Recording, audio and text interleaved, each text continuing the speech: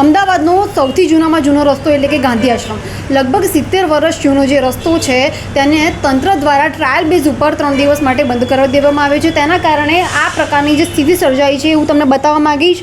તમે જે રીતે સ્ક્રીન ઉપર જોઈ શકો છો તે પ્રમાણે સામેનો રસ્તો જોઈ રહ્યા છો, તે રસ્તો નવો રસ્તો બનાવવામાં આવ્યો છે અને વાડજથી સુભાષ બ્રિજ જવા માટે વચ્ચેથી આ રસ્તો બનાવવામાં આવ્યો છે, જે રસ્તો સીધો રાણીપ બસ ટર્મિનલ પાસે આવેલા આ 4 રસ્તાને જોડે છે। એક તરફ આરટીઓ સર્કલ થઈને સુભાષ બ્રિજ, સાબરમતી અને ચાંદખેડા તરફ જાય છે અને બીજી તરફ અખબારનગર સર્કલ થઈને 132 ફૂટ રિંગ રોડ તરફ જાય છે અને સામેની બાજુ રાણીપ જવાનો રસ્તો તમે જોઈ રહ્યા છો।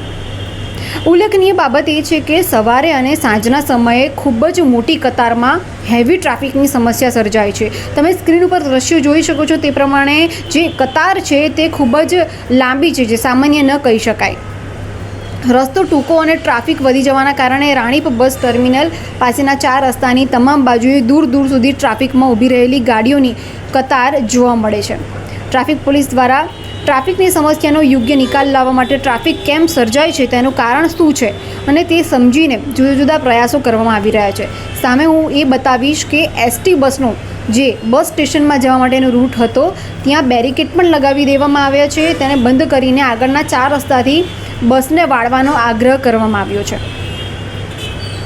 ટીઆરબી જવાનો સાથે ટ્રાફિક પોલીસને પણ તૈનાત કરી દેવામાં આવી છે। બસ સ્ટેશનની બહાર જે રિક્ષા પાર્કિંગ હતું તેને પણ બંધ કરવામાં આવ્યું છે।